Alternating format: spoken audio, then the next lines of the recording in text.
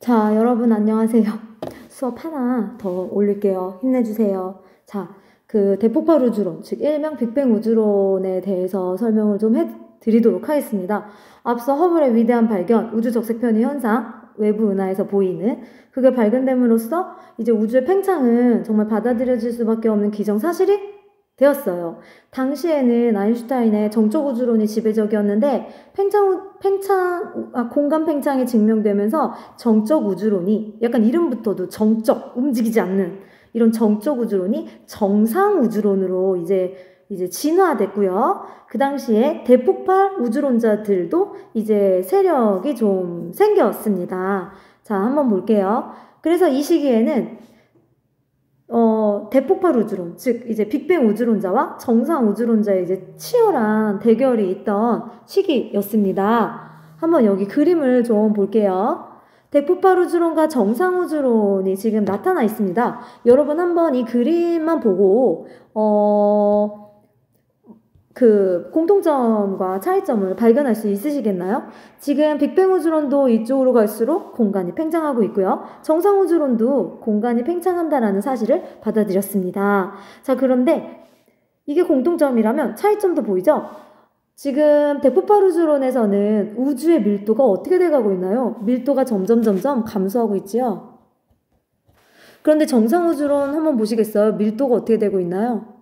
밀도가 유지되고 있어요. 정상우주론 분들은 아무래도 그 되게 유니버스, 조화롭고 균일한 뭔가 안정적인 완벽한 이런 우주를 굉장히 좋아하신 분들이세요. 그래서 우주 공간이 팽창하면 그만큼 넓어진 공간에 새로운 물질들이 생겨나서 밀도는 계속 유지할 거다라고 주장하셨어요. 하지만 대폭발 우주론자들은 아니, 애초에 물질은 대폭발 그때 그 한 점에 있어서 걔네들이 빵 하고 공간이 팽창했기 때문에 우주는 빈 공간일 거다. 그러니까 밀도가 쭉 감소했을 거다. 이렇게 보고 있습니다. 그래서 사실 현재는 이제 대폭발 우주론이 이제 완전히 승리를 했습니다.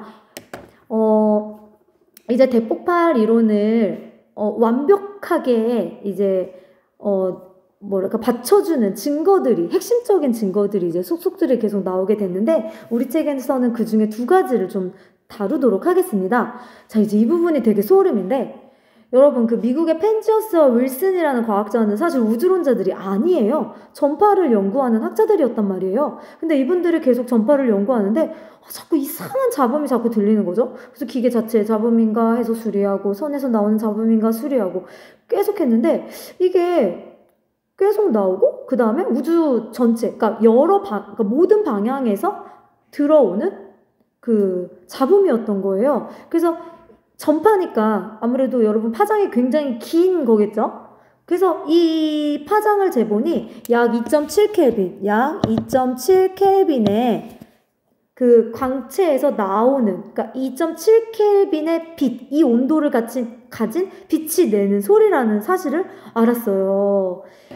근데 이게 완전 정말 이제 빅뱅 우주론자들을 도와주게 된 건데, 당시 빅뱅 우주론자들은 빅뱅이란 어떤 한 점에서 우주가 빅뱅을 해서 확 팽창하면서 지금까지 쭉 식어왔다라고 주장을 했어요.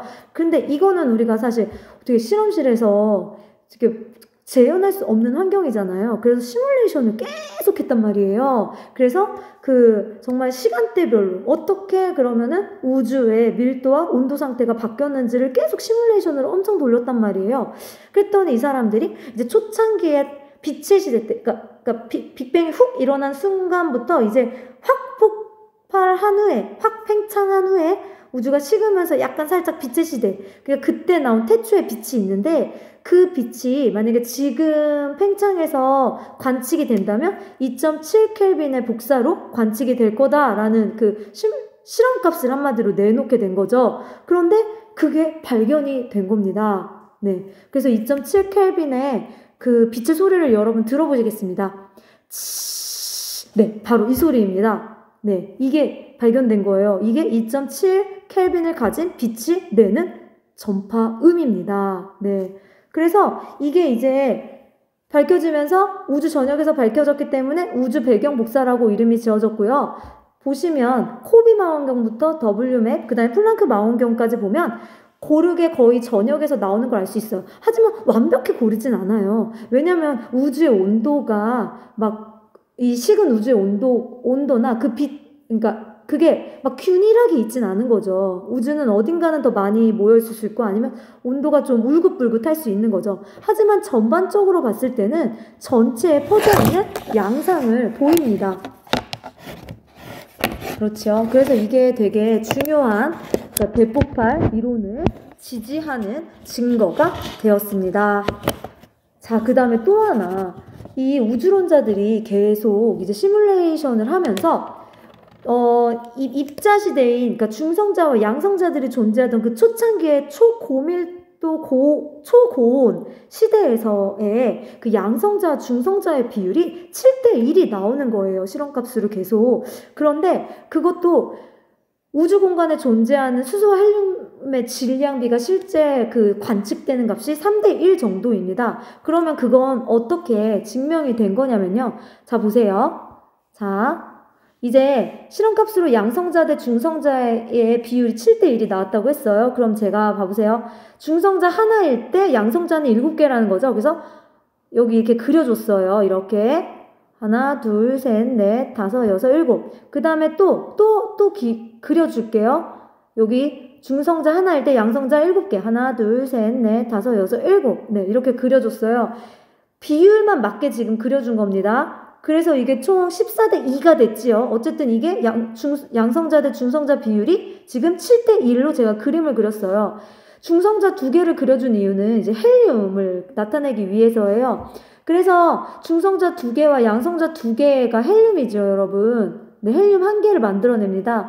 그 다음에 수소는 양성자 하나로만 이루어져 있죠. 그래서 나머지는 다 수소가 됩니다. 그래서 헬륨이 1개 만들어졌을 때 수소는 12개가 만들어져요. 그럼 질량비로 따졌을 때는 수소는 양성자 1개 값인 12가 될 거고요. 헬륨은 양성자 2개, 중성자 2개 값인 4개가 될 거예요. 그래서 12대 4가 되는 거죠. 수소와 헬륨이. 그래서 수소와 헬륨의 비가 3대1인 겁니다. 이건 역시 이제 실험값으로 나왔던 양성자 대 중성자가 7대1이라는 실험값이 관측값으로 이제 증명된 사례입니다. 이 두 가지 사례가 이제 밝혀지면서 대폭발 우주론의 승리로 막을 내렸고요. 지금도 여전히 대폭발 우주론은 계속 발전하고 있습니다. 자, 이 부분까지 한번 쭉 이해해보고 이제 이해가 안 되는 부분은 꼭 메모해뒀다가 수업 때 선생님께 질문해주세요. 여러분 수고했습니다.